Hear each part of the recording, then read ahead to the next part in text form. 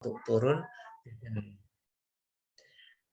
Kemudian masase dapat membuat lebih nyaman, ya Bapak Ibu. Dan saya yakin kok ya, teman-teman semua sudah merasakan itu karena menyebabkan relaksasi otot ya. Dan ini banyak sekali, tidak hanya kita-kita, orang-orang besar juga kalau merasakan kelelahan, kecapean, badannya nggak enak, ya lakukan masase. Ya. Masase ini ternyata ini adalah teknik yang tertua, teman-teman. Ya. Dan paling sering digunakan. Iya, ya, kita harus mengakui itu bahwa memang paling sering digunakan ya. Yaitu dilakukan pemijatan atau penggosokan. Pijat dapat dilakukan dengan jumlah tekanan dan stimulasi yang bervariasi terhadap berbagai titik pemicu miofasial di seluruh tubuh ya, otot-otot ya, permukaan miofasial itu otot fasial permukaannya. Jadi bisa jadi ya, dengan adanya masase itu ada tekanan-tekanan tertentu ya, kita juga sudah melakukan itu. Untuk mengurangi gesekan ya, karena kan ada tangan yang kasar, ada yang tangan yang halus. Ya, biasanya kan digunakan minyak atau lotion. Dan itu biasa lumrah ya, Bapak Ibu, kalau dipijat itu kan tidak menggunakan tangan kosong ya. Ya, terapis itu menggunakan lotion biasanya ya. Lotion. Supaya tidak terjadi gesekan tangan yang kasar ya, bisa jadi lecet. Bapak Ibu, ya, rekan-rekan semua, pijat ini akan melepaskan ketegangan pada otot dan meningkatkan sirkulasi lokal. Ya. Jadi pembuluh darah kita itu berjalan dengan lancar. Ya. Pijat pada area punggung memiliki efek relaksasi yang kuat. Ya. Dan apabila dilakukan oleh individu yang penuh perhatian, menghasilkan efek emosional yang positif. Nah, ini ya. Jadi menghasilkan efek emosional yang positif juga ya. Karena merasa nyaman ya. Ini contoh aja nih, ilustrasi ya bagaimana melakukan proses pemijitan. Kemudian Bapak Ibu yang kedua yang bisa dilakukan terapi modalitas untuk mengurangi nyeri itu ada terapi dingin dan terapi panas ya. Dua-duanya bisa dilakukan. Terapi dingin atau terapi es dapat menurunkan prostaglandin. Teman-teman, ketika terjadi inflamasi, ya, prostaglandin itu keluar, ya, masuk ke dalam pembuluh darah. Nah, prostaglandin ini yang menyebabkan nyeri pada orang yang mengalami inflamasi, ya. Itu prostaglandin. Dengan adanya kompres es ini harapannya pengeluaran prostaglandin dalam pembuluh darah menjadi menurun sehingga menurunkan rasa nyeri ya. Jadi prostaglandin ini teman-teman semua yang menyebabkan orang nyeri, orang dengan inflamasi itu nyerinya karena disebabkan oleh mediator kimia yang disebut ini prostaglandin.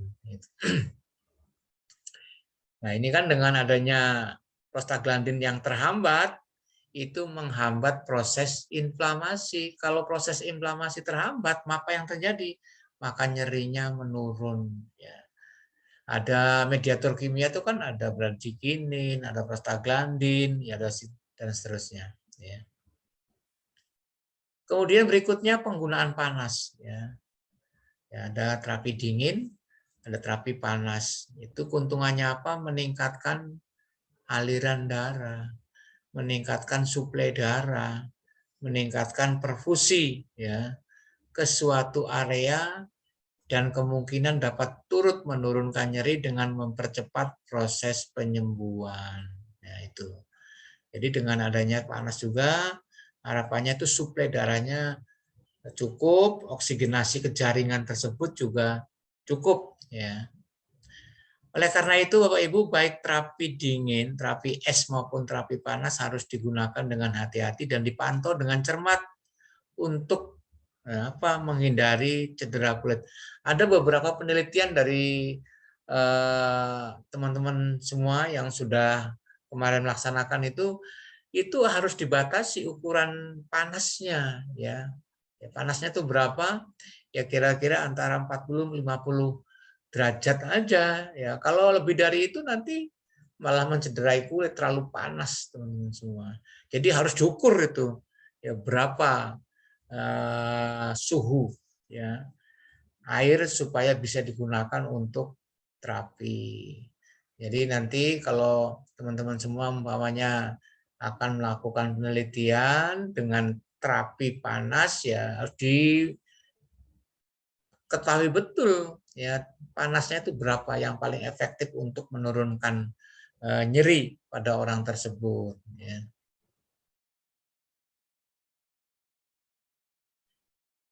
Teman-teman semua, aplikasi panas itu merupakan sebenarnya tindakan sederhana ya yang telah lama diketahui sebagai metode yang efektif untuk mengurangi nyeri atau kejang otot. Jadi model dikompres hangat gitu ya. Atau modelnya air panasnya dimasukkan ke dalam botol atau kantong tertentu, kemudian dikompreskan ke area yang terasa nyeri. Panas dapat disalurkan melalui proses konduksi. Nah, ini ada menggunakan botol air panas, bantalan pemanas listrik. Ya.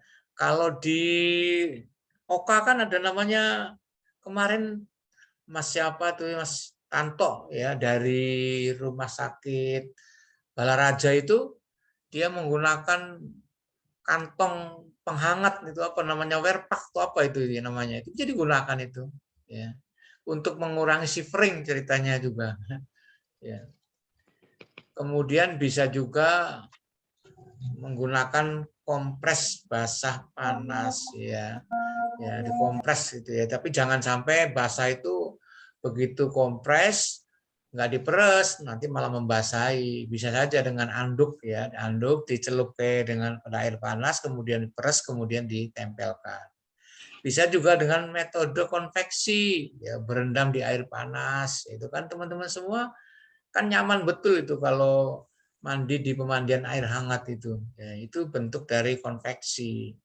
atau konversi dilakukan diatermi itu juga bisa. Jadi terapi panas, terapi modalitas panas itu sangat baik bisa digunakan. Ya.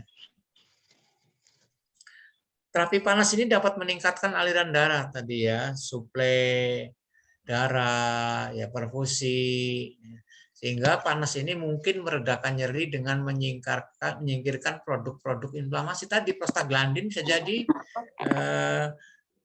bisa ditekan ya. Jadi produk-produk inflamasi kan ada bradikinin tadi, ada prostaglandin itu bisa diminimalkan ya. Ada histamin itu ya. Ini produk-produk inflamasi atau mediator kimia yang bisa menimbulkan nyeri. Ya. Orang dengan tersayat itu kemudian terjadi inflamasi timbul nyeri karena ada apa di situ? Ada prostaglandin. Ya. Dengan di kompres hangat ini harapannya dapat meminimalkan atau menyingkirkan produk-produk inflamasi tadi sehingga rasa nyerinya menurun. Ya. Selanjutnya, ya Bapak Ibu, nah sekarang kompres dingin.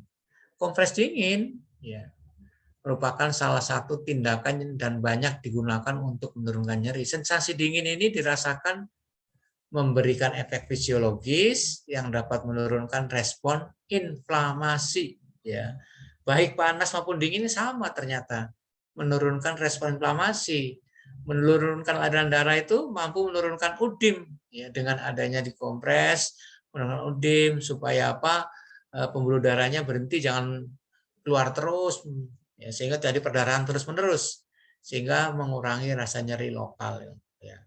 Jadi ternyata dua-duanya mempunyai pengaruh yang sama terhadap penurunan rasa nyeri. Secara fisiologis 10-15 menit setelah diberikan kompres dingin terjadi proses vasokonstriksi teman-teman semua. Ya.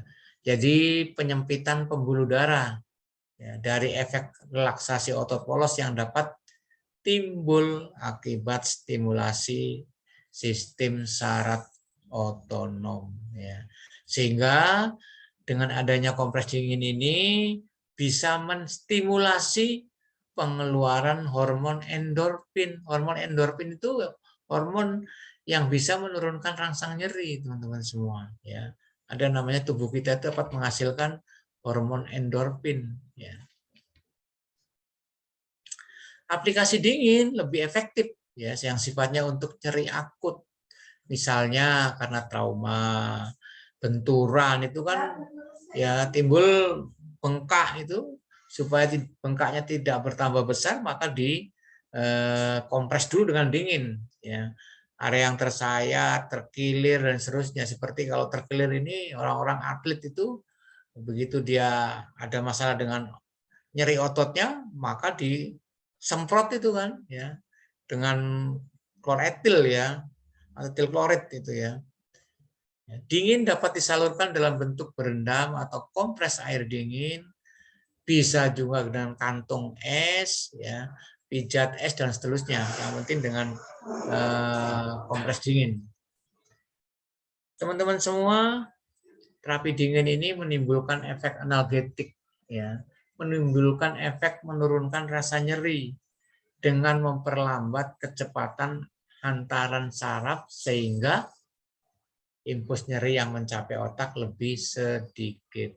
Jadi impuls nyeri itu kan dihantarkan melalui saraf ascending ke otak. Karena ini diblok dengan dingin, maka hantaran nyeri ke otaknya menjadi lambat, ya, menjadi lebih sedikit, sehingga sedikit menimbulkan rangsang nyeri. Ya. Ini dari terapi dingin, teman-teman semua. Ya.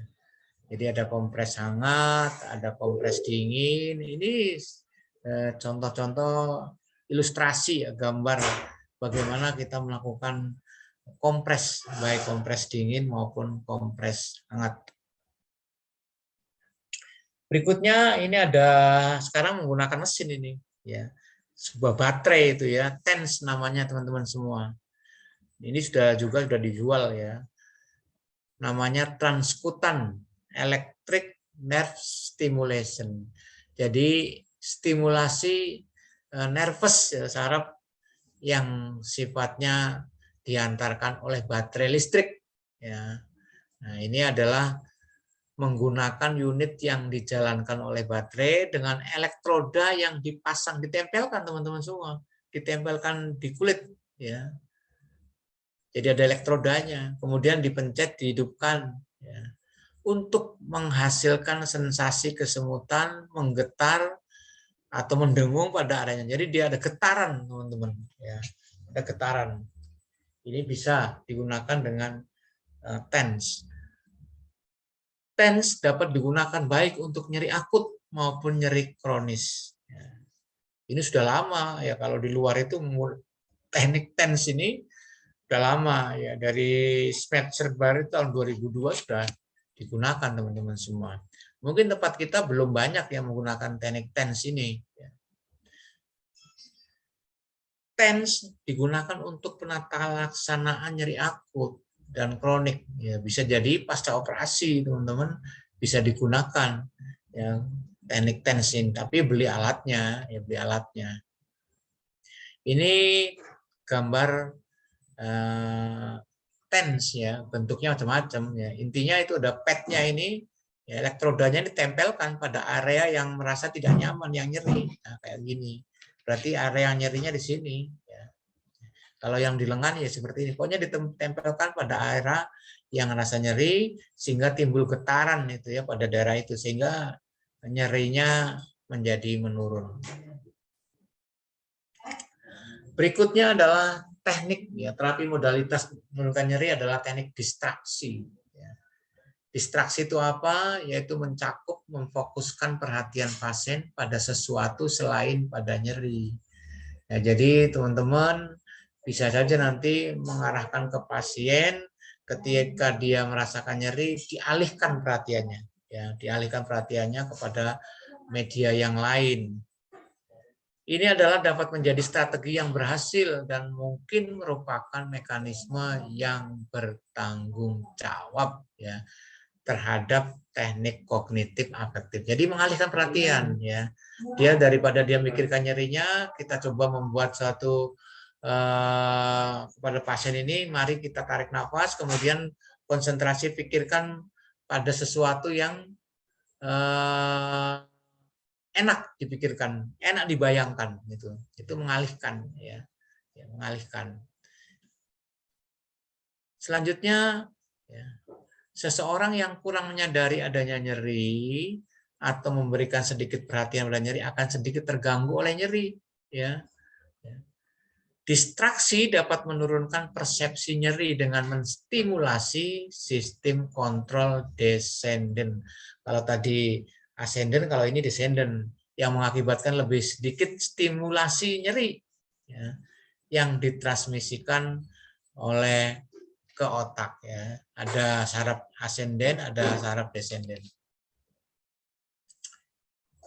Berikutnya teman-teman semua, ini yang paling mudah ini ya.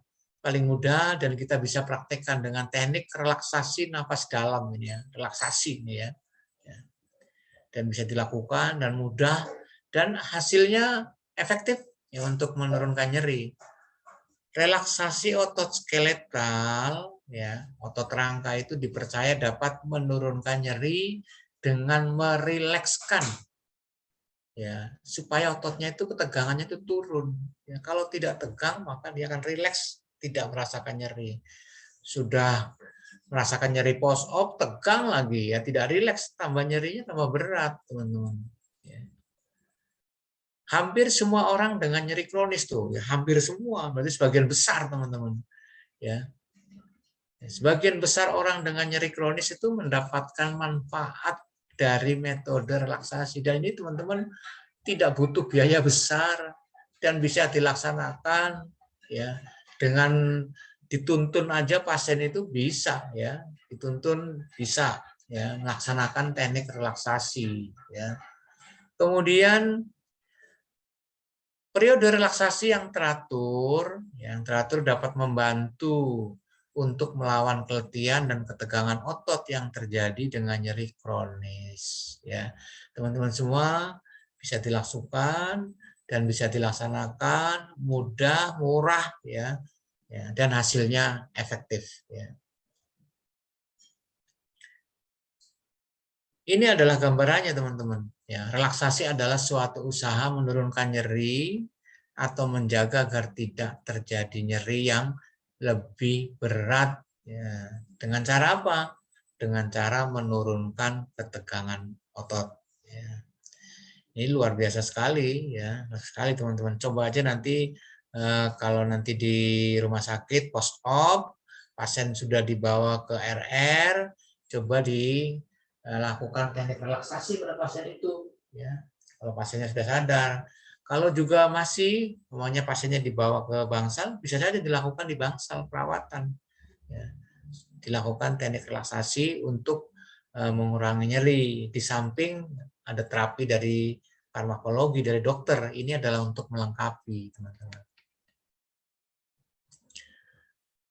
Cara lain untuk menginduksi relaksasi adalah dengan nafas dalam. Makanya paling bagus itu ada teknik relaksasi nafas dalam, teman-teman ya. Jadi dengan tarik nafas panjang, hentikan sebentar, ya dihirup melalui hidung, dikeluarkan melalui mulut. Itu kan sederhana sekali ya. Ya, itu kan sederhana sekali bisa dilakukan. Bisa juga dengan meditasi, ya meditasi gitu ya. Dan mendengarkan musik-musik bisa jadi. Ya kalau orang yang suka musik, ya untuk menghilangkan nyeri coba diperdengarkan. Ada orang yang suka mendengarkan kiroah, ya dikasih kiroah ya, musik-musik yang Islami dan seterusnya. Kalau yang non Muslim mungkin musik-musik rohani, bisa saja teman-teman ya. Itu kan bagian dari teknik-teknik untuk menurunkan nyeri, mengalihkan perhatian, yang mendengarkan musik gitu ya. Teknik relaksasi akan mengurangi rasa cemas, ketegangan otot, stres dan seterusnya. Makanya beberapa rumah sakit sekarang kan kadang dibunyikan musik-musik, ada yang lagu-lagu rohani, ya baik yang dari rohani Islam maupun yang lainnya bisa saja menurunkan ketegangan. bisa saja menurunkan kecemasan, ya. Bisa menurunkan rasa nyeri. Ya. Jadi ada beberapa mahasiswa anestesi yang melakukan penelitian, ya, penelitian dengan menggunakan jenis-jenis musik. Misalnya ada juga kemarin itu dengan terapi murotal, teman-teman, ya. Murotal itu juga lumayan bisa menurunkan nyeri ternyata, ya. Itu kan bagian dari teknik-teknik, ya. Teman-teman yang biasa ketemu kan boleh aja dilakukan, ya. Asal asal memang harus ada kerjasama antara kita dengan pasien dan pasiennya mengikuti. Sebelumnya pasien ditanyakan suka musik apa, kan gitu ya. Maka dengan terapi musik itu yang disesuaikan dengan passionnya pasien bisa menurunkan rasanya. Jadi jangan sampai pasiennya itu suka musik rock dikasih musik keroncong, kan kontradiktif, nanti wah nggak seneng ini ya, nggak seneng. Sesuai dengan selera. Bahkan bisa saja lagunya minta milih, ibu atau bapak sukanya lagu apa, ya, kata lagu pop. Lagu popnya lagu apa yang disukai ibu? Lagu A, B, C. Sudah di-download lagu itu, kemudian disampaikan ke klien dengan menggunakan alat musik yang ada di HP atau apa, dengan menggunakan headset, sambil mendengarkan musik, itu dapat menurunkan nyeri. Dan itu sudah dibuktikan oleh mahasiswa anestesi, ya, di penelitian yang di lapangan itu. Dan hasilnya terbukti secara bermakna atau secara signifikan, ya, dengan teknik relaksasi nafas dalam atau dengan terapi musik dan seterusnya, itu bisa, teman-teman, ya. Sekali lagi, siapa tahu di antara Bapak Ibu semua, rekan-rekan semua, teman-teman semua itu bisa tertarik nanti di penelitiannya terkait dengan terapi modalitas.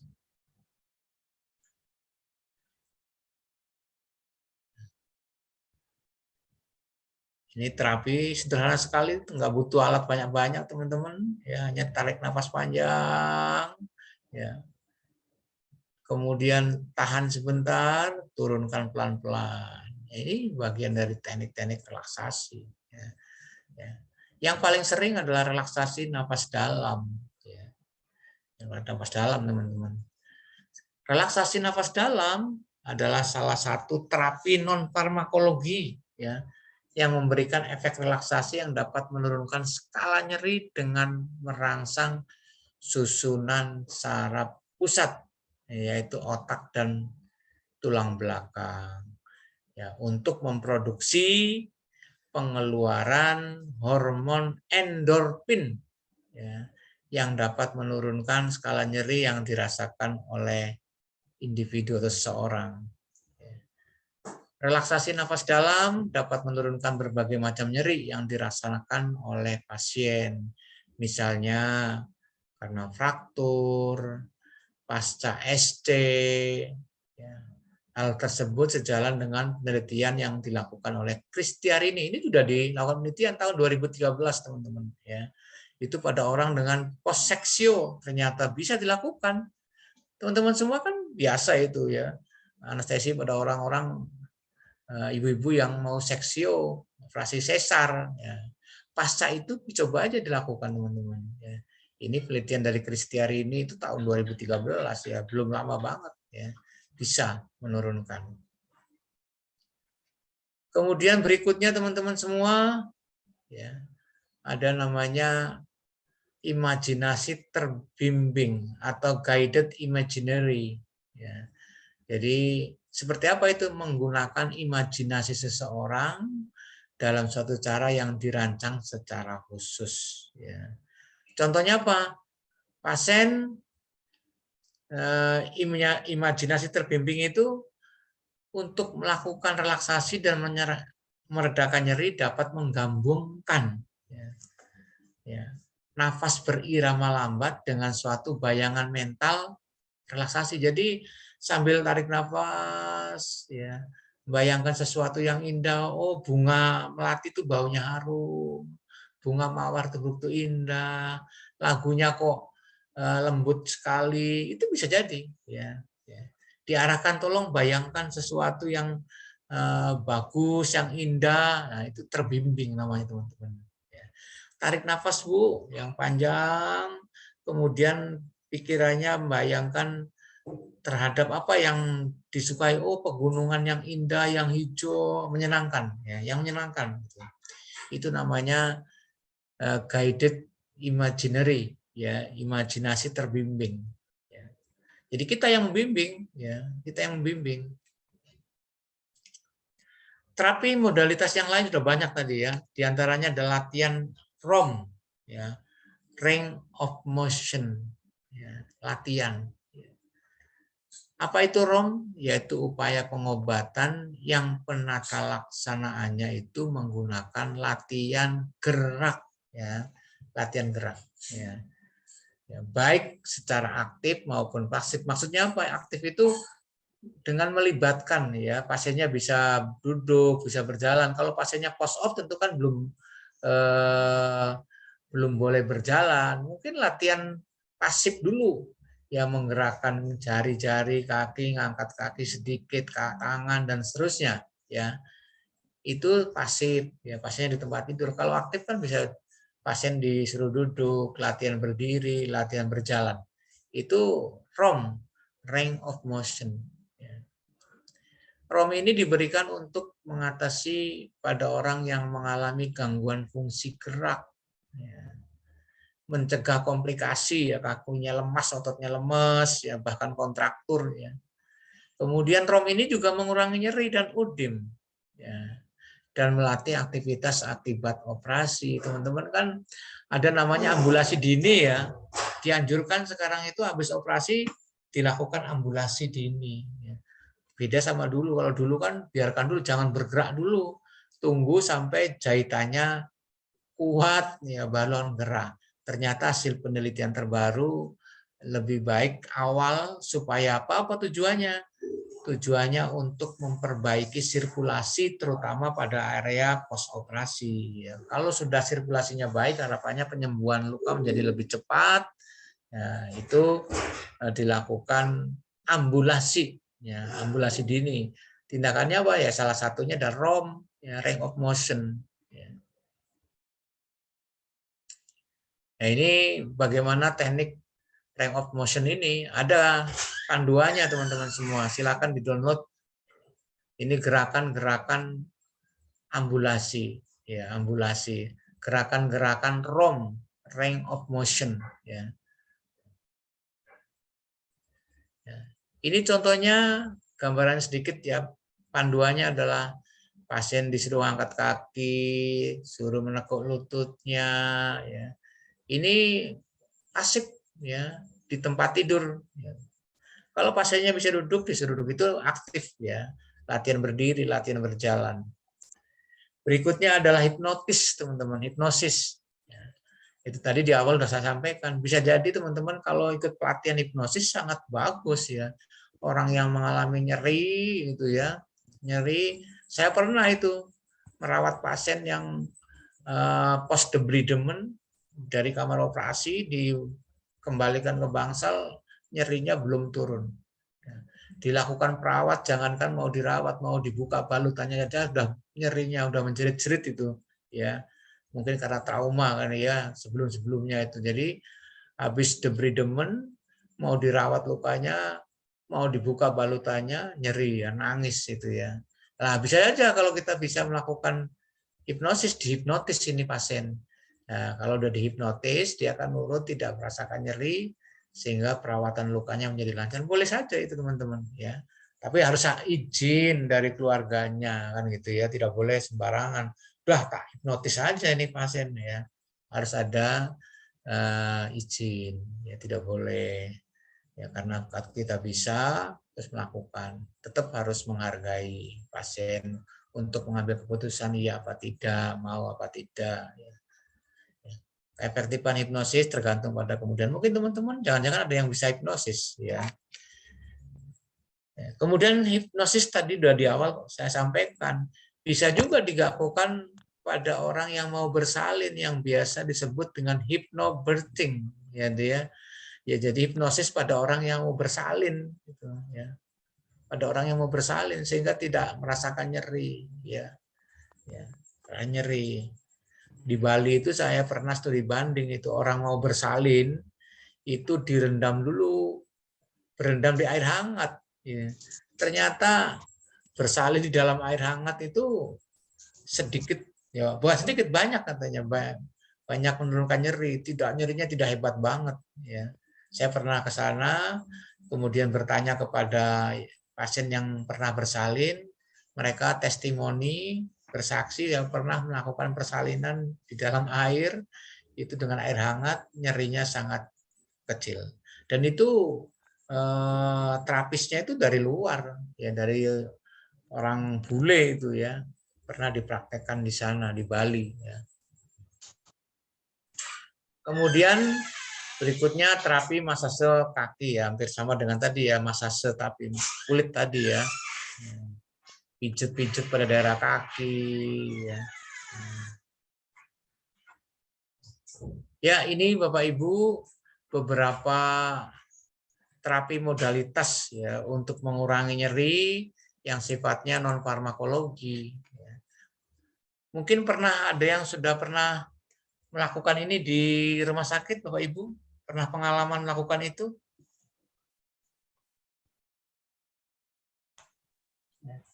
Sudah pernah mengalami? Pernah sebagian, Pak. Pernah sebagian, Pak Jafar. Gimana? Bisa cerita, Pak? Diapain pasiennya dengan teknik modalitas apa, Pak?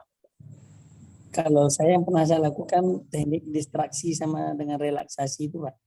Oh gitu. Jadi pasiennya post op gitu, Pak? Post op ya, Pak. Post op jadi kita